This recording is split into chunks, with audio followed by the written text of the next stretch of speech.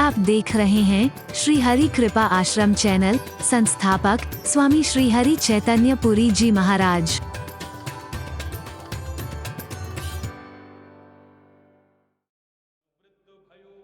धन की तृष्णा सब लोग कहें सन की सुख आपको ना ही मिलो कबहू रही अंत समय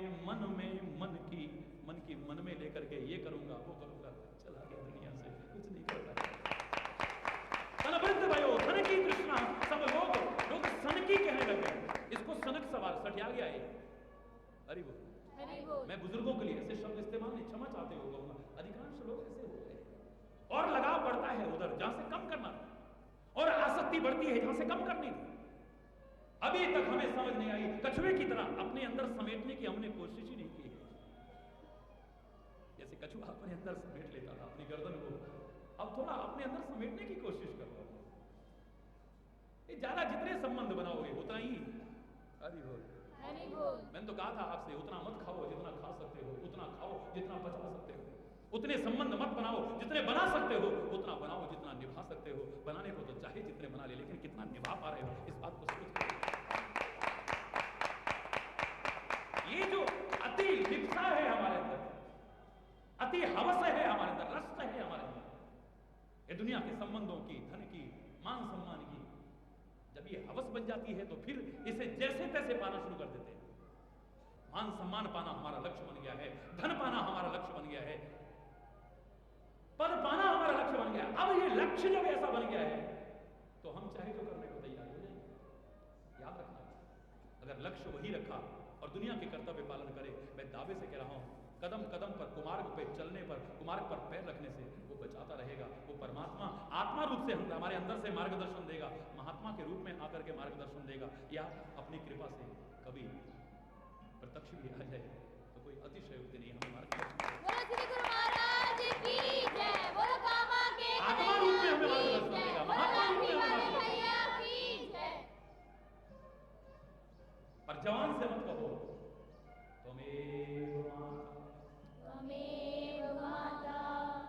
इस समय तो दिल से बोल रहे हो ना, इतना सुनने के बाद बोलो, जो दिल से इसे स्वीकार करेंगे हाथ उठाओ।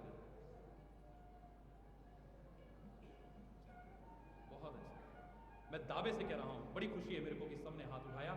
काश परमात्मा आपको हृदय से ऐसा स्वीकार करने की समझ दे दे, और आपने अगर हृदय से ऐसे स्वीकार कर लिया, लाख कोशिश करके अपने जीवन का आप जो ध्यान नहीं रख पा रहे, आपके गुरु, आपके परमात्मा आपका कदम कदम पर ध्यान न रखें तो मुझसे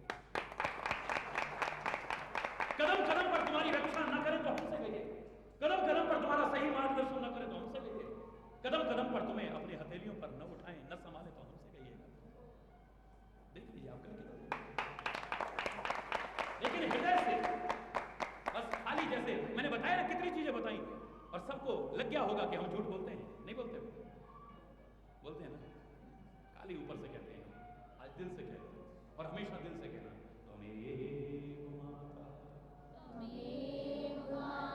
पिता त्वमेव बंधु च सखा त्वमेव विद्या द्रविणं त्वमेव सर्वं मम देव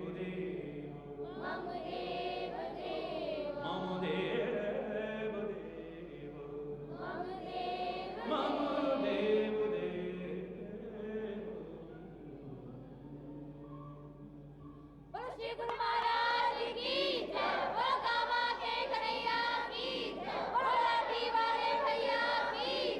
फिर सतर्क कर रहा हूं कि इसका अर्थ ये नहीं कि अब आप मां का सम्मान कर लो।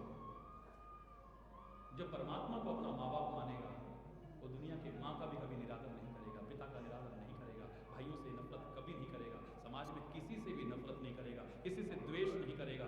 निज प्रभु में देखी जगत, फिर तो वो जिधर देखता है उसे भगवान ही नजर आते हैं। इन गिने चुने संबंधों में तो क्या, सृष्टि में जहां नजर जाती है वहीं परमात्मा नजर आते हैं। जब परमात्मा सर्वत्र नजर आएंगे तो किसकी हिंसा करेगा, किससे द्वेष करेगा, किससे कपट करेगा, किससे नफरत करेगा, किस किसकी दिल को दुखाने की कोशिश करेगा, किसका हक छीनने की कोशिश करेगा। ये सारी की सारी बुराइयां अपने आप दूर हो जाएंगी। सर्वत्र प्रेम होगा, शांति होगी, सद्भाव होगा, एकता होगी, मेलजोल होगा, सलूक होगा।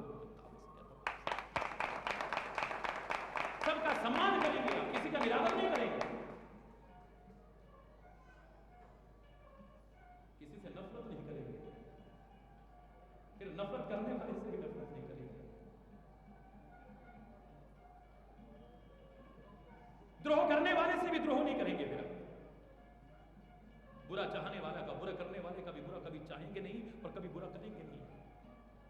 फिर आप यही कह उठेंगे सहसा, ईश्वर अल्लाह तेरो नाम, ईश्वर अल्लाह तेरो नाम, सबको सन्मति दे भगवान, सबको सन्मति दे भगवान। रघुपति राघव राजा राम, रघुपति राघव राजा राम,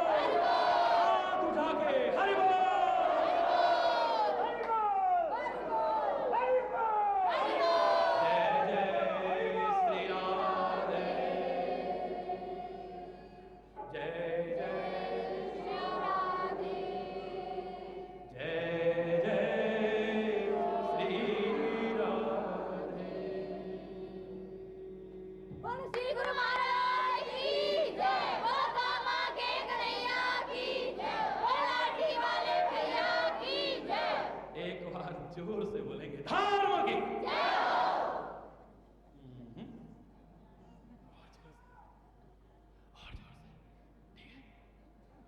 धर्म की अधर्म का प्राणियों में विश्व का गौ माता की भारत माता की गंगा माता की संत समाज की भारत की देवियों की भक्त समाज की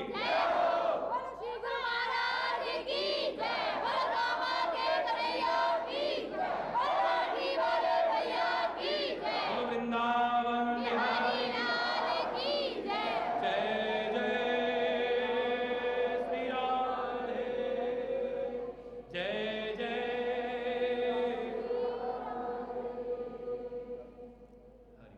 हरि बोल हरि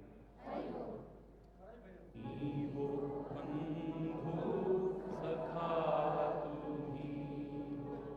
तुम्ही हो माता पिता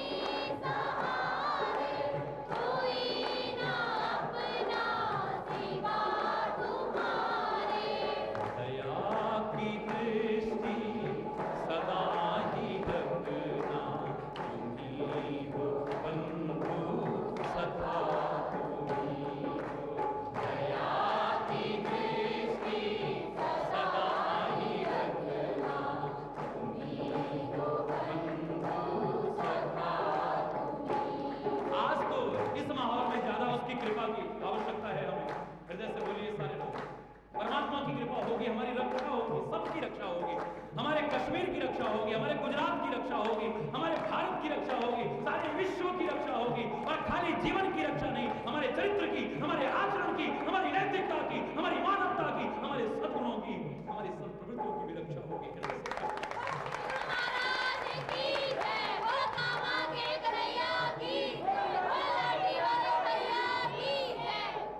तुम ही हो साथी, तुम ही सहारे, कोई ना अपना सिवा तुम्हारे।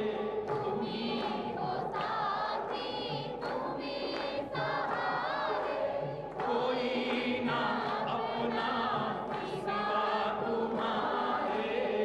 कृपा की दृष्टि सदा ही रखना, तुम ही हो बंधु सखा, तुम ही हो दया की दृष्टि सदा ही रखना, तुम ही हो बंधु सखा, तुम ही हो माता पिता, तुम ही हो बंधु सखा, तुम ही हो माता पिता, तुम ही हो बंधु सखा, तुम ही हो माता पिता, तुम ही हो बंधु सखा, तुम ही। तेरी कृपा से जो कल खिलेंगे वो फूल हैं हम, तुम्हारे चरणों की धूल हैं हम। जो कल खिलेंगे वो फूल हैं हम, तुम्हारे चरणों की धूल हैं हम। जो कल खिलेंगे वो फूल हैं हम, तुम्हारे चरणों की धूल हैं हम। जो कल खिलेंगे वो फूल हैं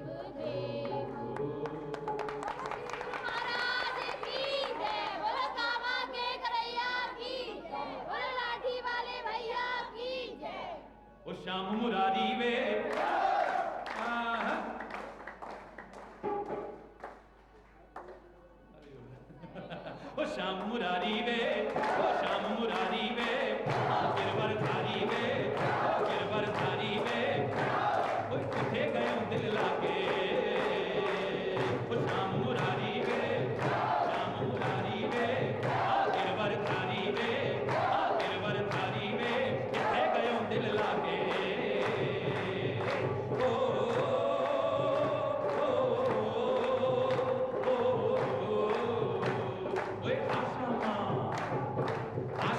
तेनू आजा मारा आशा मा तू आजा, ओए मक्खन खा जा बंसी बजा जा, मक्खन खा जा श्यामा, आ जावा बारी वे, जावा बारी वे, सदके सारी वे, सदके सारी वे, किथे गयो दिल लागे श्याम मुरारी वे, श्याम मुरारी वे, गिरवर धारी वे, गिरवर धारी वे, किथे गयो दिल लागे।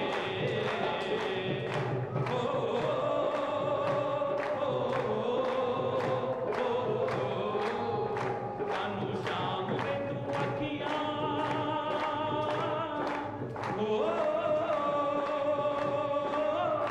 कानू श्याम वे तू अखियां तो दूर हो गया, दस साडे कोलों केड़ा वे कसूर हो गया, दस साडे कोलों केड़ा वे कसूर हो गया, दस साडे कोलों केड़ा वे कसूर हो गया। कानू श्याम वे तू, कानू श्याम वे तू अखियां तो दूर हो गया, दस साडे कोलों केड़ा वे कसूर हो गया, दस साडे कोलों केड़ा वे कसूर हो गया। श्याम मुरारी वे, श्याम मुरारी वे, गिरवर धारी वे, गिरवर धारी वे, ओए किथे गयो दिल लागे। हरि बोल, हरि बोल, हरि बोल, हरि बोल, हरि बोल, हरि बोल, हरि बोल, हरि बोल, हरि बोल,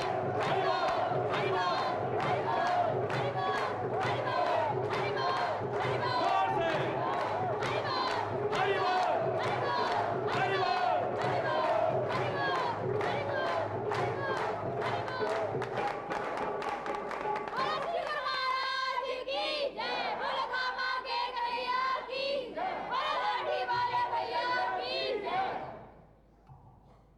मनुआ रे जीवन है संग्राम, मनुआ रे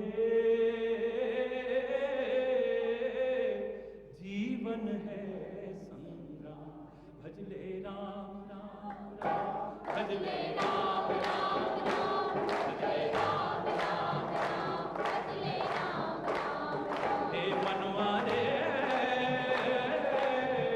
जीवन है संग्राम, मनुआ रे मनुआ जीवन है। परमात्मा की कृपा से संसार में कहीं भी संग्राम ना हो,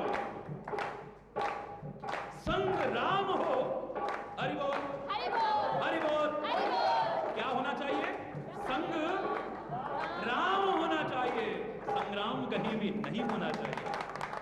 संग बोलो ना, संग्राम होना चाहिए पर संग्राम कहीं भी नहीं होना चाहिए। और मैं प्रभु से प्रार्थना करता हूं और मुझे विश्वास है मेरे प्रभु जी मेरे अंग संग रहते हैं, सबके अंग संग रहते हैं, वो दिल की पुकार को सुनते हैं। ये संग्राम टल जाए, ये कभी ना हो सकता। लेकिन ये जीवन भी एक संग्राम है। इस संग्राम में कौन जीतेगा, अब ये कल हम सोचेंगे। हे मनुआ रे मनुआ जीवन है संग्राम, मनुआ रे मनुआ जीवन है संग्राम, भजले राम राम राम, भजले राम राम राम, भजले राम राम राम, भजले राम राम राम, ओ भजले राम राम राम, भजले राम राम राम, भजले राम राम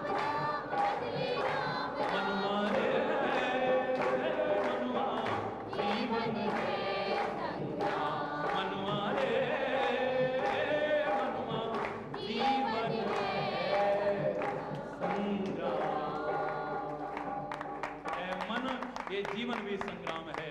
इस संग्राम में अगर संग्राम रहा तो इस संग्राम में हम पराजित होकर के कभी भी नहीं जाएंगे, विजयश्री हासिल करके जाएंगे। यत्र योग है, जहाँ अल्लाह खुदा जो भी आप कहते हो वो अगर साथ रहा, इस संग्राम में कभी भी हम हार करके नहीं जाएंगे। और कैसे जीत करके जाएंगे? इस संग्राम में क्या क्या विशेषताएं होनी चाहिए विजयश्री के लिए? कल क्योंकि कुछ लोगों ने कहा था मेरे से, मेरा प्रवचन तो जो चल रहा था मैं तो उसी को आगे चलाना चाह रहा था, लेकिन लोगों ने बड़े प्यार से अनुरोध किया है, तो मैं कल इसी पर ईश्वर की कृपा से जैसा मेरी समझ में आएगा। आज तो मैंने आपको इस संग्राम आपने कहा तो मुझे आपके वहां से यहां तक आने में ही इतना समझ में आ गया। आज से पहले कभी नहीं सोचा था, और मैं चैलेंज करके कहता हूं विश्व में किसी ने नहीं सोचा होगा। वहां से आते आते ही मैंने कहा अरे संग्राम तो रहना चाहिए। हरि बोल, हरि बोल। संग्राम तो नहीं रहना चाहिए बोलो। लेकिन वो संग्राम जिसे आप समझ रहे हैं, ना हमारे बॉर्डर पर हो, ना विश्व के किसी कोने में हो, ना किसी गांव में हो, ना किसी मोहल्ले में हो, शांति हो, सद्भाव हो। बहुत हो चुका है हिंसा का तांडव, कितनी मांगे उजड़ चुकी हैं, कितनी गोदियां उजड़ चुकी हैं, कितनी कलाइयां सूनी रह गई हैं राखी के दिन, कितने बच्चे अनाथ हो गए हैं। ये चाहे कश्मीर में गुजरा है, चाहे गुजरात में गुजरा है, जो गुजरा अब वो न गुजरे। परमात्मा तेरी कृपा से बहुत हो गया, बहुत हो गया है।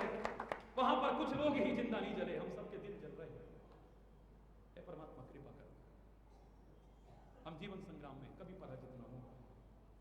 उन संग्रामों में तो परमात्मा हमें कभी प्रेरित होने की बुद्धि भी ना दे, और संग्राम रहे और क्या चीजें रहे जिससे विजय हो। कल चर्चा करेंगे। आज यहीं पर गलत शब्दों के लिए क्षमा चाहता हुआ अपनी वाणी को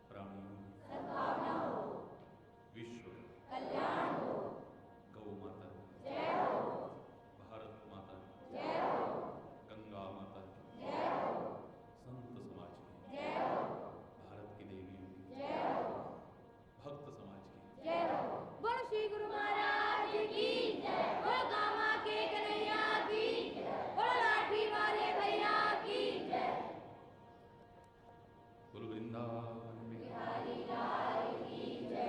जय जय श्री राम।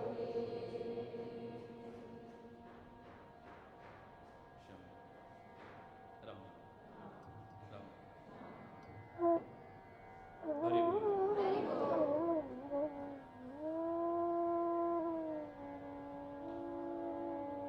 संग्राम कब से चलता आ रहा है?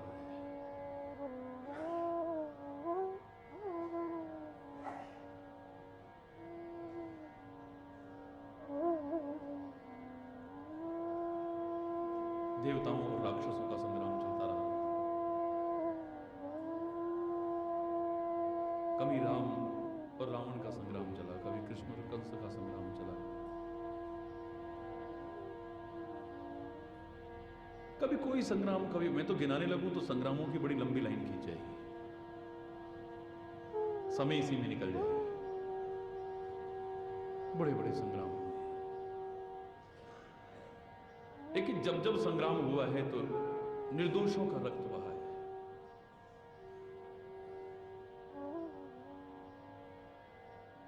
हां, इतना अवश्य कहा जा सकता है कि आसुरी वृत्तियां हमेशा संग्राम चाहती हैं,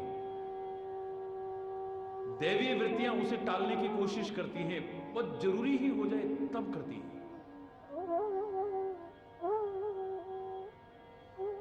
दैवीय शक्तियों के पास सामर्थ्य की कमी नहीं है, लेकिन धैर्य भी बहुत होता है, सहन शक्ति बहुत होती है। जब युद्ध के बिना काम ही ना चले, संग्रामों के बिना काम ही ना चले, तब उन्होंने किया है।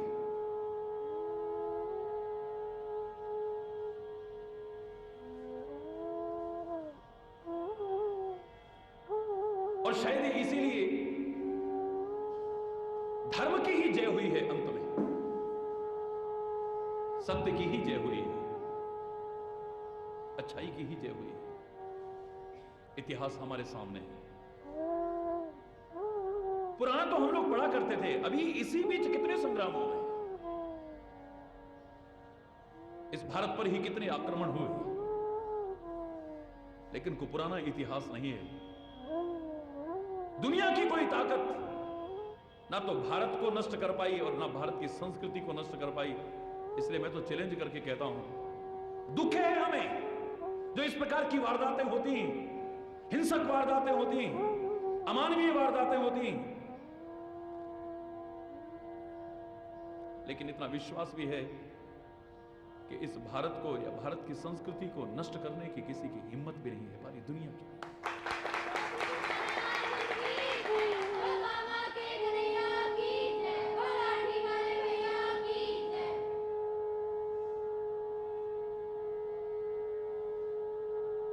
निंदा करते हैं हम ऐसी घटनाओं की, आलोचना करते हैं हम ऐसी घटनाओं की, दिल रोता है हमारी इन घटनाओं को देख करके, पीड़ा होती है हमारे हृदय को, हम सबके हृदय को।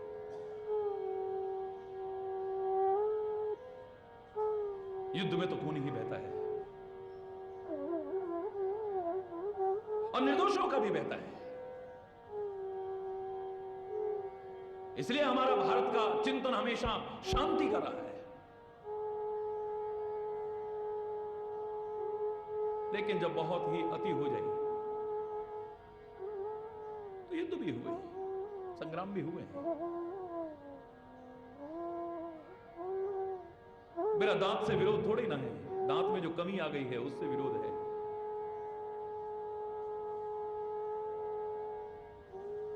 एंटीबायोटिक्स खाकर के मैं इसके इन्फेक्शन को खत्म करने की कोशिश करता हूं, रूट कैनाल ट्रीटमेंट करा करके इसके इन्फेक्शन को खत्म करने की कोशिश करता हूं, दांत को खत्म करने की कोशिश नहीं करता हूं। फीलिंग करा करके भाग्यशाली हैं आप, मानव के रूप में आए इस धरा पर, भाग्यशाली हैं। भारत जैसी पवित्र भूमि पर आपको जन्म लेने का सौभाग्य मिला है। भाग्यशाली हैं आप, आपको अच्छे विचार मिलते हैं। भाग्यशाली हैं, आपकी रुचि भी है उसमें, वरना आप यहां क्यों आते? परम सौभाग्यशाली बन जाएंगे अगर जीवन में उतार लो इसे। हरि बोल, हरि बोल। भाग्यशाली तो हैं आप, कितने सौभाग्य मिले हैं, लेकिन परम सौभाग्यशाली तभी बनेंगे जब इसे अपने जीवन में उतारने की कोशिश करेंगे। तो मैं तो आज यही चर्चा शुरू करूंगा कि हमें इसी को रथ बनाना है, लेकिन ये अधर्म रथ ना बन जाए, ये असत्य रथ ना बन जाए, ये बुराई का रथ ना बन जाए, ये अन्याय का रथ ना बन जाए। इसे धर्म रथ बनाने की कोशिश करनी है, जिससे विजय मिलेगी। इसे विजय रथ बनाने की कोशिश करनी है, जिससे कभी पराजित नहीं होना पड़ेगा, पराजय का मुख नहीं देखना पड़ेगा, ऐसा रथ बनाना पड़ेगा।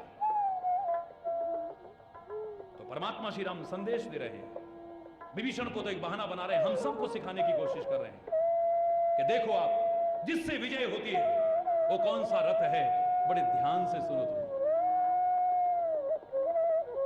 सौरज धीरज तेहि रथ चाका, सौरज धीरज तेहि रथ चाका। चाक कहते पहिए को, अरे वो क्या कहते, पहिया। अधिकांश रथों में आपने देखा होगा दो पहिए होते हैं। तो जिसने जीवन में शौर्य और धैर्य रूपी पहिए अपना लिए, अब ऊपर से शुरू नहीं होते। हमारा क्या है, हम सीधे ऊपर छलांग मारते हैं, इसलिए गिर पड़ते हैं, हाथ पैर तोड़ बैठते हैं। हमारे महापुरुष, हमारे परमात्मा कहते हैं नीचे से शुरू हुई और क्रमशः आगे बढ़ी। नीचे से शुरू हुई। सबसे पहले आपके नीचे क्या है, चरण बोलिए। अगर इन चरणों को आपने ठीक बना लिया, ये पैर आपने गंदगी में नहीं साने और अपने मस्तिष्क में ये विचार रख लिया कि अगर ये पैर कीचड़ में भी रहे, इस दुनिया में रहे, लेकिन हमें कोशिश ऐसी करनी है कि हमारा मस्तिष्क जैसे प्रकृति ने ऊपर बनाया है, हमारी जवान जैसे प्रकृति ने ऊपर बनाई है, हमारा हृदय जैसे प्रकृति ने ऊंचा बनाया है, बस इनके स्तर को ऊंचा उठाए रखना है। इन पैरों को इसमें सनने नहीं देना है। अपने जीवन को इस दुनिया में रहते हुए भी ऊपर उठाने की कोशिश करनी है। तो इस दुनिया में रहते हुए भी आप इतनी महानता के शिखर पर पहुंच सकते हैं, शायद आपने कभी सोचा भी नहीं होता। कमलवत अपने जीवन को बनाने की कोशिश। नीचे पहले देखो, बेस जिसका मजबूत होगा वो बिल्डिंग मजबूत बनेगी। जिसका बेस मजबूत नहीं होगा, जिसकी नींव मजबूत नहीं होगी, वो बिल्डिंग कितनी भी है धराशायी हो जाएगी। याद रखिएगा, हमारा ध्यान पहले नींव पर होना चाहिए, नींव मजबूत होनी चाहिए। ये बच्चों को जो बचपन से सिखाने की कोशिश की जाती थी, इनकी नींव मजबूत करने की कोशिश की जाती थी। इनके चेहरे कितने सुंदर बन जाए, ये कितने ऊंचे पद पर पहुंच जाए, लेकिन अगर इनकी नींव मजबूत नहीं है, चरित्र की नींव नहीं है, नैतिकता की नींव नहीं है, मानवता की नींव नहीं है, राष्ट्रीयता की नींव पर ये नहीं खड़े हैं, पता नहीं कब गिर जाएंगे, अपने चरित्र से गिर जाएंगे, अपनी नैतिकता से गिर जाएंगे। आपने गंदगी में नहीं साने और अपने मस्तिष्क में ये विचार रख लिया कि अगर ये पैर कीचड़ में भी रहे, इस दुनिया में रहे, लेकिन हमें कोशिश ऐसी करनी है कि हमारा मस्तिष्क जैसे प्रकृति ने ऊपर बनाया है, हमारी जवान जैसे प्रकृति ने ऊपर बनाई है, हमारा हृदय जैसे प्रकृति ने ऊंचा बनाया है, बस इनके स्तर को ऊंचा उठाए रखना है। इन पैरों को इसमें सनने नहीं देना है। अपने जीवन को इस दुनिया में रहते हुए भी ऊपर उठाने की कोशिश करनी है। तो इस दुनिया में रहते हुए भी आप इतनी महानता के शिखर पर पहुंच सकते हैं, शायद आपने कभी सोचा भी नहीं होता। कमलवत अपने जीवन को बनाने की कोशिश। नीचे पहले देखो, बेस जिसका मजबूत होगा वो बिल्डिंग मजबूत बनेगी। जिसका बेस मजबूत नहीं होगा, जिसकी नींव मजबूत नहीं होगी, वो बिल्डिंग कितनी भी सुंदर चाहे हो, एक दिन धराशायी हो जाएगी। याद रखिएगा, हमारा ध्यान पहले नींव पर होना चाहिए, नींव मजबूत होनी चाहिए।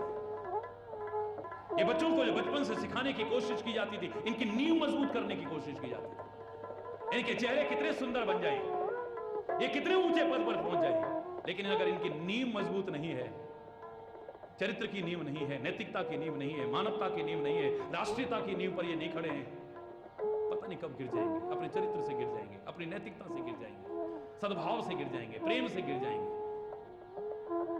राष्ट्रीयता से गिर जाएंगे। पता नहीं क्या अनर्थ कर बैठे, क्या अन्याय कर बैठे, क्या अधर्म कर बैठे। इनकी नींव को पहले मजबूत बनाइए, अपनी नींव को पहले मजबूत बनाइए। आज आप राष्ट्र को देख रहे हैं, आजादी के रूप में आप वर्षगांठ मनाते हैं, मैं भी मनाता हूं, लेकिन कहा करता हूं औपचारिकता मत रखिए खाली। पहले एक जोश होता था, एक जश्न का रूप होता था। अब तो इन पर्वों पर जश्न नहीं मनाया जाता, उन पर्वों के निवटने पर जश्न मनाया जाता था। हाय पता नहीं क्या हो जाता, अच्छा भैया ठीक ठाक खत्म हो गए, 26 जनवरी निकल गई, क्षमा चाहते हुए कहूंगा। सारे अधिकारी वर्ग, सारे नेता लोग बड़े चैन की सांस लेते हैं जब वो पर्व निकल जाता है।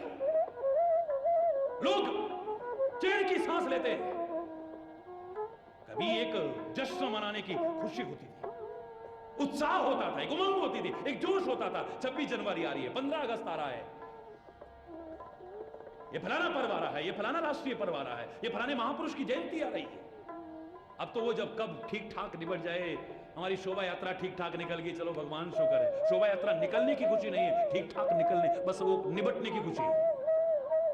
ये 26 जनवरी मनाने की इतनी खुशी नहीं है, 26 जनवरी ठीक ठाक निबट गई, अच्छी तरह से पूरा हो गया, बस इसकी खुशी ज्यादा हो रही है। पार्टियां देते हैं, हरि बोल, औपचारिकताएं हैं खाली। लेकिन मैं आपसे कह दूं कि गिने चुने लोगों का कोई कहे कि इन्होंने बलिदान दिया है, अरे उन्होंने बलिदान दिया है, अच्छी बात है, आप उनको याद रखते हैं। भगत सिंह का नाम लीजिए, चंद्रशेखर का नाम लीजिए, राम प्रसाद बिस्मिल का नाम लीजिए, महात्मा गांधी का नाम लीजिए, और महापुरुषों का, उन शहीदों का नाम लीजिए। लेकिन याद रखना, खाली इतने नहीं है जिनके बल पर यह राष्ट्र टिका हुआ है। कितने लाखों करोड़ों ऐसे लोग हैं जिन्हें कोई जान भी नहीं पाया है, हरि बोल, जिनका नाम भी लोग नहीं जानते हैं, जो कंगूरे की ईंट तो नहीं बने, जो फानूस तो नहीं बने, जो शिखर तो नहीं बने हैं, लेकिन नींव के पत्थर बन करके अपने आप को अंदर दबा दिया है, जिनको कोई जान भी नहीं सका। ये नींव मजबूत थी उनके बल पर, इसलिए ये भारत जैसा राष्ट्र टिका हुआ है। ऐसे लाखों करोड़ों हैं जिन्होंने कंगूरा बनने की कोशिश नहीं की है, जिन्हें आप भी नहीं जानते, शायद मैं भी नहीं जानता, अरे पता नहीं कितने हैं ऐसे, वो लाखों करोड़ों जो नींव के पत्थर बन गए, उनके ऊपर यह राष्ट्र टिका हुआ है। नींव मजबूत नहीं है तो कुछ भी नहीं है। सबसे पहले पहिए से शुरू होते। आपके जीवन में भी, गृहस्थ जीवन में क्या कहते हो, पति पत्नी जीवन के दो पहिए हैं, कहते हो नहीं कहते, नहीं कहते, बोलो क्या कहते हो, दो, ये समानांतर चले, ये एक दूसरे की भावना कदर करते हुए चले, एक दूसरे के साथ चले। ये पैर की जूती न समझा जाए नारी को, हरि बोल, पैर की जूती नहीं, ये एक पहिया है जो जरा भी अगर नीचे कर दिया आपने तो धुरी कटनी शुरू हो जाएगी, हरि बोल, बराबर पूरा अधिकार है। मैं इसलिए नहीं कि भड़काने के लिए कह रहा हूं, बुरा मत मानिएगा। ये जीवन में अगर सुखी आप चाहते हैं, सुखी दांपत्य जीवन चाहते, सुखी गृहस्थ चाहते, सुखी जीवन चाहते हैं, तो ये परिवार में दो पहिए बन जाओ और पहिए बराबर में चलेंगे, तभी ठीक रहेगा। एक भी छोटा बड़ा हो गया तो मामला गड़बड़ हो जाएगा, एक भी आगे पीछे हो गया तो मामला वहीं उसमें कटना शुरू हो जाएगा, याद रखिए।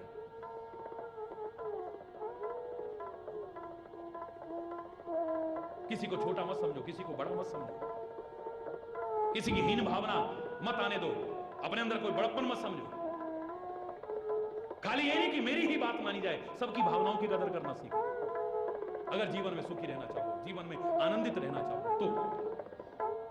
और हमारे प्रभु ने भी इस विजय रथ का, इस धर्म रथ का वर्णन करने से पहले सबसे पहले पहियों पर ध्यान दिया है। ये दो पहिए हैं, कौन से पहिए हैं इस रथ के, जीवन रूपी रथ के, धर्म रथ के, इस विजय रथ के, जो आपको जीवन में कभी पराजय का मुंह नहीं देखने देगा। वो कौन से हैं दो पहिए, नाम सुन लीजिए जरा। सौरज, बोलो, धीरज तेहि रथ चाका, सत्य शील ध्वज, दृढ़ ध्वजा पताका। अब नीचे ध्यान गया है, फिर ऊपर ध्यान गया है, पहले नीचे देखो। जीवन में हमेशा नीचे देख के चलो, ठोकर नहीं खाओगे, याद रखिएगा। इसके अनंत भाव हैं, जितने भाव लोगे आप, नीचे देख करके चलोगे कभी ठोकर नहीं खाओगे।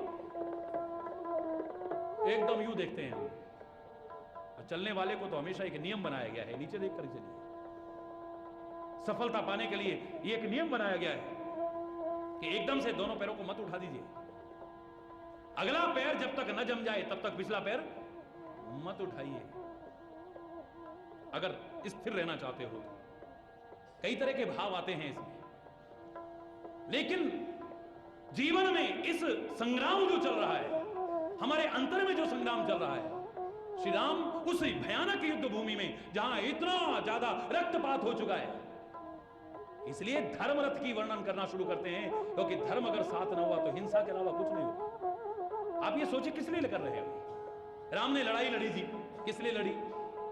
कोई सीमा पाने के लिए, अपने राज्य की सीमा बढ़ाने के लिए, किसी राजा पर हुकूमत करने के लिए, किसी को लूटने के लिए। काहे के लिए किया उन्होंने? अधर्म के विनाश के लिए किया है, आतताइयों के विनाश के लिए किया है, इन आतंकवादियों के विनाश के लिए किया है। राम ने भी किया है। अगर उसका उद्देश्य होता सत्ता प्राप्ति, अगर उसका होता अपनी सीमा को बढ़ाना, अगर होता किसी राज्य को जीतना, तो बाली को मारने के बाद राजा खुद बनता, सुग्रीव को ना बनाता। अगर ऐसा ही उद्देश्य होता तो रावण को मारने के बाद खुद वहां का राजा बनता। इतने वैभव के बीच, सोने की नगरी है, वहां पर विभीषण को राजा न बनाता। अरे उसका उद्देश्य कोई सत्ता प्राप्ति नहीं है, उसका उद्देश्य कोई सीमाओं को बढ़ाना नहीं है, उसका उद्देश्य लोगों पर जबरदस्ती हिंसा करके अपना अधिकार जमाना नहीं है। उसका उद्देश्य तो अधर्म का विनाश करना है, धर्म की संस्थापना है, इसके अलावा कोई उद्देश्य नहीं। यही हमारा उद्देश्य होना चाहिए। आज ये जो कुछ हो रहा है, काय के लिए हो रहा है? ये काय के लिए हो रहा है? ये हिंसा फैलाने के लिए। कोई उद्देश्य है इनका? ऐसे लोगों का कोई, ये जो आतंक फैला हुआ है, ये आतंक फैलाने के लिए। अरे युद्ध तो बहुत किए हैं, भगवान कृष्ण ने भी युद्ध किया है, भगवान राम ने भी युद्ध किया है, गुरु गोविंद सिंह ने भी युद्ध किया है, परशुराम ने भी युद्ध किया है, लेकिन इन्होंने धर्म युद्ध किया है, अधर्म युद्ध नहीं किया। अरे इसीलिए गीता का पहला शब्द क्या है? धर्म क्षेत्रे कुरुक्षेत्रे। पहला शब्द क्या है? धर्म क्षेत्रे। गीता का सबसे पहले अध्याय का पहले श्लोक का पहला शब्द है धर्म क्षेत्र। धर्म को मत भूल जाना। ऐसा ना हो कि अधर्म की प्रवृत्ति आपके अंदर आ जाए। अगर अधर्म आ गया है तो भगवान का वो शब्द ही गलत हो जाता, वो वाक्य ही गलत हो जाता, वो प्रण ही गलत हो जाता, संकल्प खत्म हो जाता। यदा यदा ही धर्मस्य ग्लानिर्भवति। मेरा दुनिया में आने का उद्देश्य ये अपना नाम फैलाना नहीं है, अपना यश फैलाना नहीं है। मेरा उद्देश्य धर्म की संस्थापना है, अधर्म का विनाश है। किसी जाति का, किसी राष्ट्र का विनाश नहीं है, वो जिसके अंदर भी है उसका विनाश करना मेरा उद्देश्य है। और सबसे पहले तो मेरे अंदर कोई कुवृत्तियां ना आ जाएं, कुप्रवृत्तियां ना आ जाएं, कोई विकार ना आ जाएं, उसके लिए जागरूक रहते हुए औरों को संदेश देना है। इतना भयानक युद्ध चल रहा हो, ऐसे में ज्ञान याद रहेगा क्या? ऐसे धर्म याद रहेगा कि राम को ही याद रह सकता है, कृष्ण को ही याद रह सकता है, परशुराम को ही याद रह सकता है, ये गुरु गोविंद सिंह को ही याद रह सकता है, वो महापुरुषों को ही याद रह सकता है, और आपको भी याद रह जाए तो देखो जीवन में फिर अंत ही है। हमें तो यहां याद नहीं रह पाता, इतने साधनों के बीच बैठ करके याद नहीं रह पाता कई बार।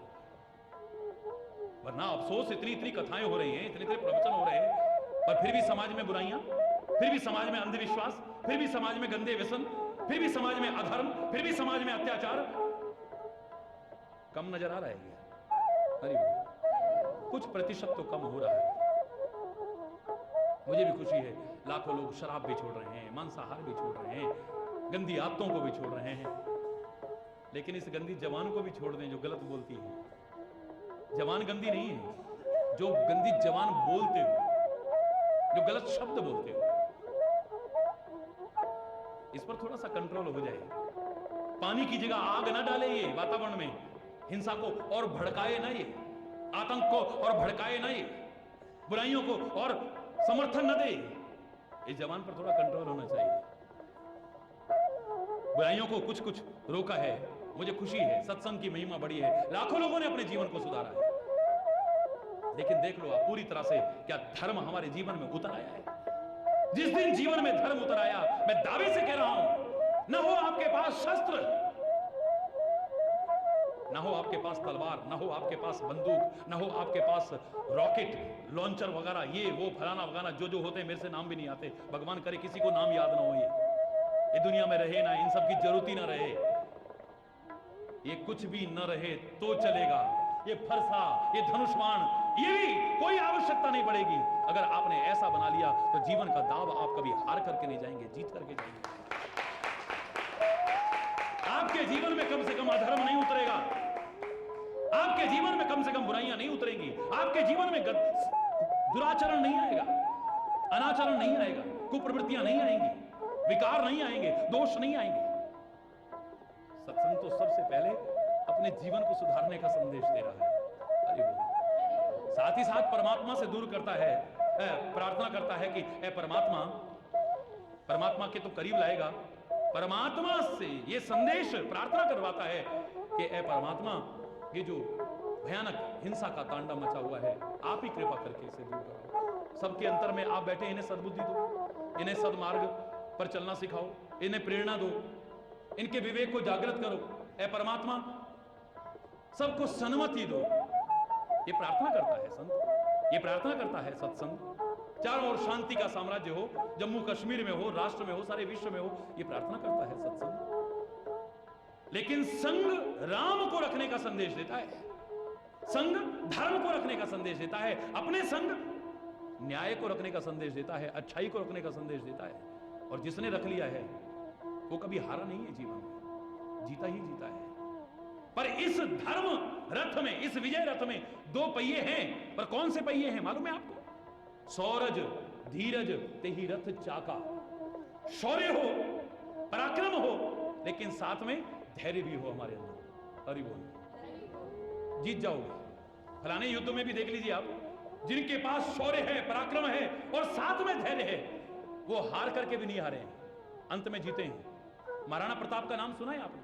चलो पुराने किस्से छोड़िए, उसके अंदर शौर्य था कि नहीं? बोलो बोलो। अपने राष्ट्र के इन महापुरुषों के बारे में पता होना चाहिए। महाराणा प्रताप में शौर्य था, पराक्रम था, लेकिन पराजित जैसा होने लगा था। पर धैर्य भी साथ में था, उतना ही जितना शौर्य था। हरि बोल। जितना शौर्य था, जितना पराक्रम था, उतना ही धैर्य भी था। अपना धैर्य नहीं खोया है, अपना राज्य नष्ट हो गया, अपनी सेना नष्ट हो गई, पराक्रम भी कम होता सा लग रहा है, लेकिन धैर्य नहीं खोया। जंगल में रहना पड़ा, धैर्य नहीं खोया है। भोजन नहीं मिल रहा है, धैर्य नहीं खोया है। अंत में घास की रोटी बनाई थी तो भी धैर्य नहीं खोया है, और उस घास की रोटी को भी जंगल का बिलाव लेकर के भाग गया, तब भी धैर्य को नहीं खोया। अगर शौर्य और साथ में धैर्य को नहीं खोया तो एक दिन महाराणा प्रताप की विजय हुई है। आप ध्यान से देखिए, ये खाली मैं कथा नहीं कर रहा हूं। शौर्य के साथ साथ हो सकता है आपसे ज्यादा कोई शुरमा आ जाए, हो सकता है आपसे ज्यादा भी कोई पराक्रमी आ जाए। अरे बोल, हो सकता है। या तो शेर के लिए सवा शेर बने हर जगह पे, बोलो ना, नहीं है कि नहीं? बोलो बोलो ना, जोर से बोलो, है ना? हर शेर के लिए सवा शेर यहां पे मौजूद है भाई। हो सकता है आपसे ज्यादा कोई शौर्य वाला आ जाए, हो सकता है आपसे ज्यादा कोई पराक्रम वाला आ जाए, आपकी ये दशा हो जाए। लेकिन अगर शौर्य के साथ साथ बराबर आपने धैर्य रखा है, ये ज्यादा पुराना किस्सा नहीं है महाराणा प्रताप का। साथ में क्या था बोलो? क्या था? धैर्य था साथ में। शौर्य है, पराक्रम है, लेकिन कमजोर पड़ रहा था, पर धैर्य ने ताकत दी, फिर उसे मजबूत किया है, उसे डगमगाने से बचाया है। अपने धैर्य को नहीं खोया, उस धीरज को नहीं खोया। तभी तो कहा है, धीरज धर्म मित्र और नारी आपद काल परखहि चारी। ऐसे समय में तो परीक्षा होती है। अगर आपने धैर्य न खोया, आप धैर्यशाली धैर्यवान बने रहे, अधीर नहीं उठे जैसे विभीषण उठा है। देख विभीषण भयो अधीरा, यही से शुरू किया है, अधीर हो चुका है। हाय क्या होगा, हाय क्या होगा। अर्जुन जैसा शक्तिशाली भी, महाधनुर्धर भी अधीर हो चुका था। हाय क्या होगा, हाय क्या होगा। अरे धैर्य मत खो, यही कृष्ण ने संदेश दिया था, यही विभीषण को राम संदेश दे रहे हैं, और उनके बहाने से हम सबको संदेश दे रहे हैं। पराक्रमशाली बनो, शौर्य अपने अंदर लेकर के आओ। लेकिन हो सकता है कभी शौर्य वाला आपसे ज्यादा कोई मिल जाए, लेकिन आपने अगर धैर्य को न खोया तो एक दिन विजय आपकी होगी, कभी पराजित नहीं होगी। दावे से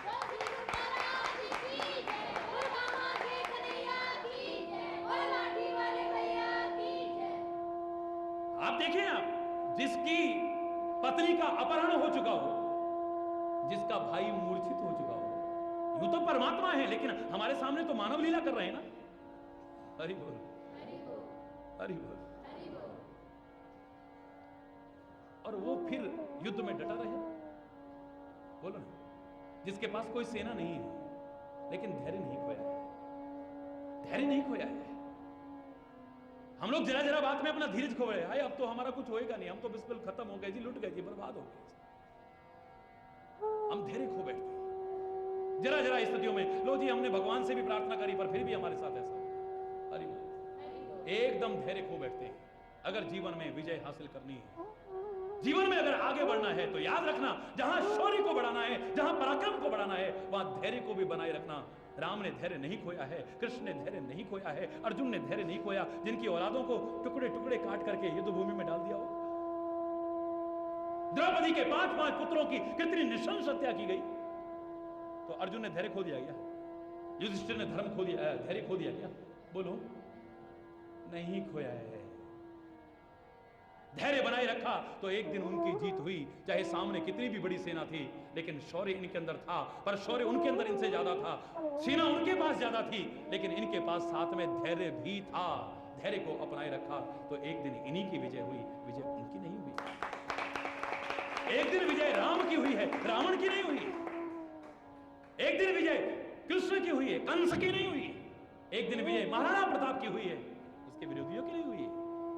आपने गुरु गोविंद सिंह जी महाराज का नाम तो सुना होगा, बोलो ना। वो हमारी संस्कृति से अलग है क्या भाई?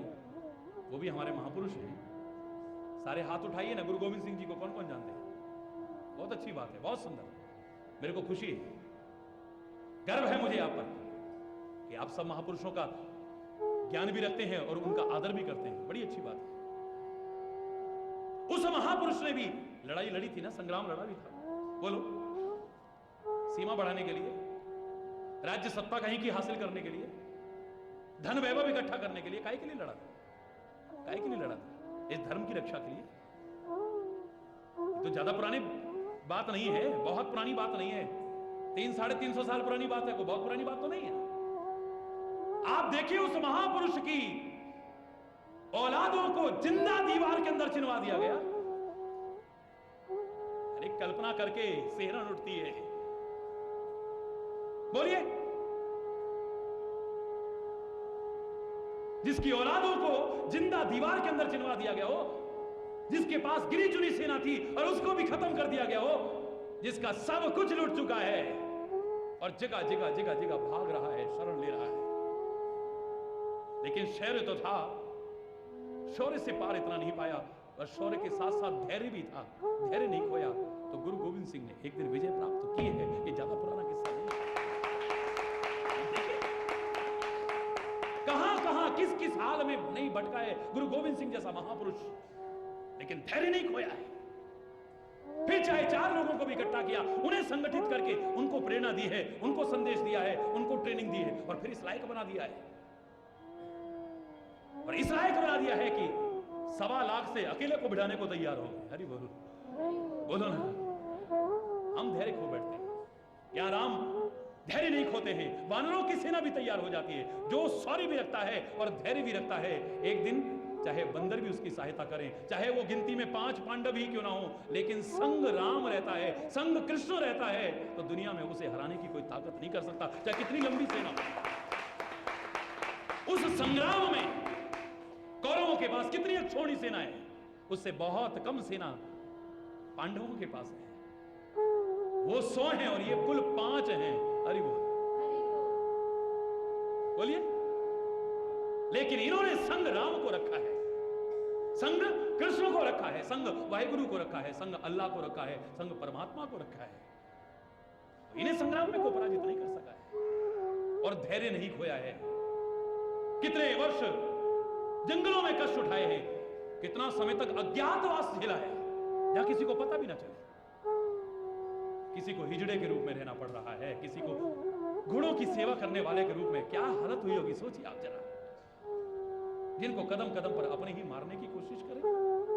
दुनिया के लोग तो छोड़िए आप, जिन्हें आप अपना कहते हैं, अपने सगे संबंधी कहते हैं, अपने भाई बांधव कहते हैं, वही जब उनके शत्रु बन जाए, प्यार से निमंत्रण देके बुलाएं और लाक्षागृह के रूप में जलाने की कोशिश करें। क्या क्या उनके साथ नहीं हुआ, लेकिन धैर्य नहीं खोया है और संग राम रखा है। तो वो संग्राम एक दिन वही जीते हैं। कितनी भी सेना होने के बावजूद, कितने भी आतताई होने के बावजूद, किसी भी हिंसक प्रवृत्तियां होने के बावजूद, वो कौरव इन पर विजय प्राप्त नहीं कर पाए। तो आप जिस धर्म रथ के द्वारा विजय प्राप्त करना चाहते हैं, इसमें वो वाले पहिए नहीं, वो पहिए तो कभी टूट जाएंगे। अरे कितने कितने बलशालियों का पहिया टूटते देखा नहीं आपने? कैकेयी को वरदान क्यों देने पड़े? पहिए की धुरी निकल गई। अरे बोलो ना, कर्ण की वो दशा कैसे हुई? क्योंकि पहिया टूट गया। ये आपके सामने है। किससे? उस रथ के पहिए टूट सकते हैं, लेकिन धर्म रथ के ये शौर्य और धैर्य रूपी पहिए मत टूटने देना। तो सामने चाहे लाखों रथ भी आपके सामने होंगे और आप पर विजय पाने की हिम्मत नहीं कर पाएंगे। वो रथ ही पहिए क्या, रथ भी टूट जाते हैं भाई। बोलो ना, वो तो रथ भी टूट जाते हैं। धर्म रथ विजय रथ कौन सा होगा? 100 पहिए जिसके मजबूत हैं, सौरज बोलो, धीरज तेहि रथ चाका। चाका, चाका माने पहिया। दो चाक जिसमें लगे हुए हैं, दो पहिए जिसमें लगे हैं, शौर्य और धैर्य रूपी। पहले तो शौर्य संपन्न बनो, शक्ति संपन्न बनो। हमारी संस्कृति ये सिखाती है सबसे पहले। ये नहीं कि कमजोर बन जाओ। इस भारत का नाम भी जिस भरत के नाम पर पड़ा, वो भी सिंह के दांत गिन करके दिखाता है। हरि बोल।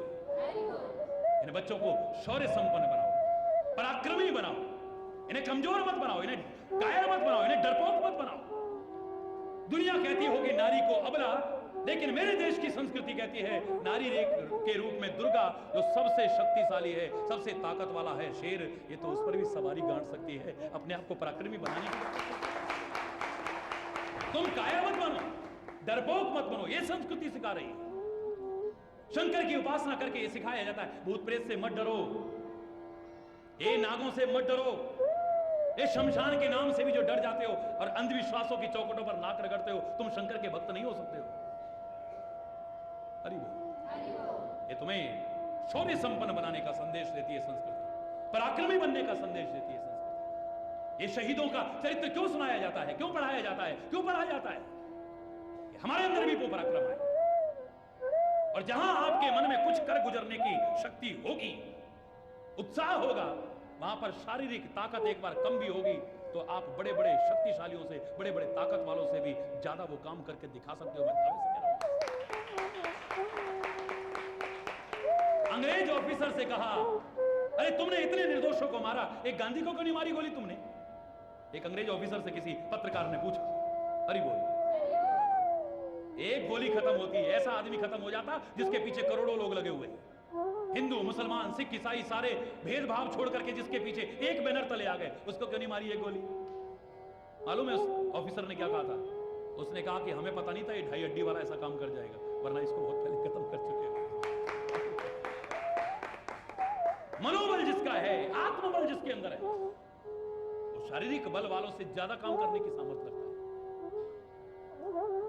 हमें जरा सा कोई थप्पड़ मारे, हमारा बुरा हाल हो जाएगा, लेकिन सोचो वो भी हमारे भाई थे, वो भी हमारी बहनें थी, वो भी हमारे बच्चे थे, वो भी हमारे बुजुर्ग थे, जिन्होंने राष्ट्र के लिए अंतिम समय तक, फांसी का फंदा पड़ रहा है, कोड़े पड़ रहे हैं बुरी तरह से, हमारे पैर में कांटा होगा, हमारे हाथ की चीज गिर जाएगी, पैर में जरा सा कांटा लगेगा, और उनको कोड़े पड़ रहे हैं, बुरी तरह से यातनाएं दी जा रही हैं, लेकिन सामान उनके हाथ में और कुछ नहीं था, इस राष्ट्र का ध्वज था।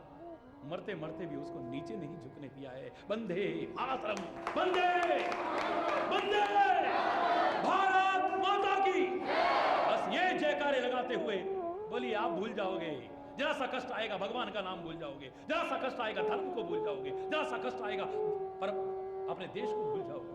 वो भी तो हमारे भाई थे, वो भी तो हमारे बच्चे थे, वो भी हमारे बुजुर्ग थे। कोई ऐसा नहीं था कि वो बहुत ज्यादा घी बादाम खाते थे। हरि बोल। ऐसा नहीं था कि वो 24 घंटे डंड फेलते रहते थे। शरीर की ताकत भी होनी चाहिए। इसलिए परमात्मा से क्या कहा? बल बुद्धि विद्या देहु मोहि। बल भी हो हमारे अंदर, बुद्धि भी हो हमारे अंदर, विद्या भी हो हमारे अंदर। ये जो दी जा रही है विद्या ही तो है, और क्या है? ये बुद्धि तो दी जा रही है। और अगर ये विद्या और बुद्धि आपके पास रही तो ताकत आपके अंदर आ जाएगी। क्योंकि आपको सिखाया जाएगा कि शरीर में ताकत भी होनी चाहिए। ऐसे काम मत करो जिससे तुम्हारी ताकत खत्म हो रही है। गंदे खान पान से अपने शरीर की शक्तियों को नष्ट कर रहे हैं। चरित्रहीनता के कारण अपनी शक्ति को नष्ट कर रहे हैं। कुमार्ग पर चल करके अपनी शक्तियों को नष्ट कर रहे हैं। अनियमित दिनचर्या से अपनी शक्तियों को नष्ट कर रहे हैं। नियम दिनचर्या रखो, अच्छा खान पान रखो, अच्छे मार्ग पर चलो, शरीर में भी ताकत होगी, आपकी बुद्धि भी विकसित होगी। क्योंकि sound mind in A sound body, स्वस्थ शरीर में ही स्वस्थ मस्तिष्क होता है। आपकी बुद्धि भी उज्जवल बनेगी, आपके अंदर विवेक भी जागृत होगा। ऐसा पहले बनने की कोशिश करो, शौर्य अपने अंदर लाने की कोशिश करो, पराक्रम अपने अंदर लाने की कोशिश करो, लेकिन साथ में धैर्य को मत खो बैठना। सीता की रक्षा करना लक्ष्मण, रामायण में शब्द पढ़ने की कोशिश कीजिए। कैसे रक्षा करो? लक्ष्मण को तो गुस्सा आ जाता है, तुरंत धनुष्वान उड़ जाता है बात बात में, लेकिन राम क्या कहते हैं?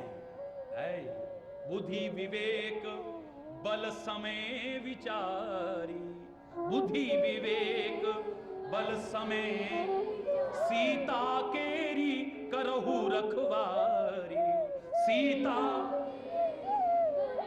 सीता की रक्षा करना लक्ष्मण, मैं यहां से जा रहा हूं, लेकिन बुद्धि, पहले बुद्धि का इस्तेमाल करना, दिमाग दौड़ाना। ये जो सामने आ रहा है ये जरूरी कि दुश्मनी हो?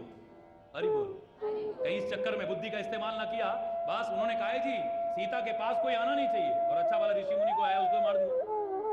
अरे बोल, पहले बुद्धि का इस्तेमाल करना, बुद्धि विवेक, फिर विवेक का इस्तेमाल करना। अगर बुद्धि के समझ में नहीं आ रहा है, विवेक का इस्तेमाल करो। विवेक तुम्हें सही गलत का निर्णय करने की क्षमता प्रदान करता है, सत्य असत्य के निर्णय करने की क्षमता प्रदान करता है। बुद्धि विवेक और फिर ताकत का इस्तेमाल। जब विवेक कहे कि नहीं, खाली बुद्धि नहीं, विवेक भी कह दे नहीं ये आदमी गलत है और ये सीता को कष्ट पहुंचा सकता है, मेरी भारत माता को कष्ट पहुंचा सकता है, तो फिर अपनी ताकत का भी इस्तेमाल करने से मत चूको। फिर ताकत का इस्तेमाल करने से, फिर खाली कोरे भाषण मत दो, हम आर पार की लड़ाई लड़ेंगे। ये हमारी मां सीता है जिसकी हमने रक्षा करनी है, ये द्रौपदी है हमारी जिसकी हमने रक्षा करनी है, ये मां कुंती है हमारी जिसकी हमने रक्षा करनी है, ये मां गंगा है हमारी जिसकी हमने रक्षा करनी है, ये मां है हमारी जिसकी रक्षा करनी है। और पहले बुद्धि से, अगर बुद्धि से काम चल जाता है तो चलने दो, विवेक का इस्तेमाल करो, और फिर अगर बल की भी आवश्यकता पड़े तो बल का इस्तेमाल करने से भी फिर चूको मत। फिर उसके बाद समय, फिर समय देखो कैसा टाइम है, समय के अनुसार चलो और विचार करके करना रक्षा। ये नहीं कहा खाली रक्षा करो, सीता केरी करो रखवारी, पर बुद्धि विवेक बल समय विचारी, विचार करके रक्षा करो। जबरदस्ती भी निहत्तों पर वार मत करो जैसे वो दुष्ट लोग कर रहे हैं। जबरदस्ती निर्दोषों का रक्त बहाने की कोशिश मत करो जैसे वो बहा रहे हैं दुष्ट लोग, आतताई लोग, निर्दयी लोग, जालिम लोग। हमसे भी कोई ऐसी क्रिया ना हो जाए जो हमारी भी सारे संसार में निंदा हो, लेकिन जहां आवश्यकता है तो फिर अपने बल का भी इस्तेमाल करने में चूको मत, वरना समय रहते अगर कोई ठोस कदम हमने न उठाए, कठोर कदम न उठाए जिनकी आवश्यकता इस नीति के अनुसार है, तो फिर पश्चाताप के अलावा हमारे हाथ में कुछ नहीं बचेगा।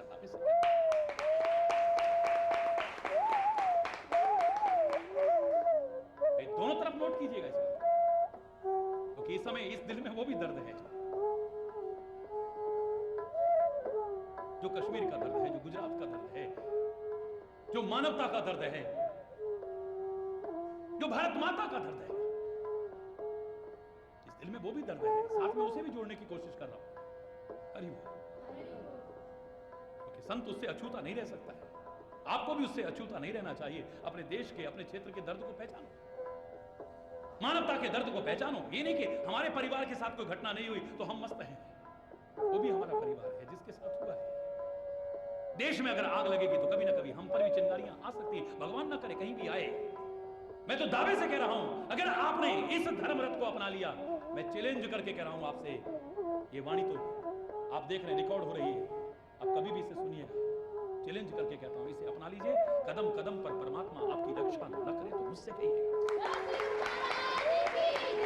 जरा सी आंच चिंगारी भी नहीं आएगी आपको।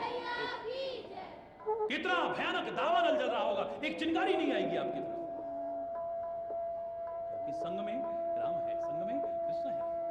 कितनी अक्षौणी सेना सामने से तीर बरसाए, लेकिन अर्जुन का शरीर भेद नहीं सकते कोई भी तीर, क्योंकि संग में कौन है? कौन है? परमात्मा है। संग्राम रहा तो संग्राम में आप कभी पराजित नहीं होंगे, लेकिन किस रथ पर बैठ करके, बस इसको जान लेना। बाकी हम कल चर्चा करते हैं। और जो यहां पर सीमांत क्षेत्रों में प्रवचन है, आरएस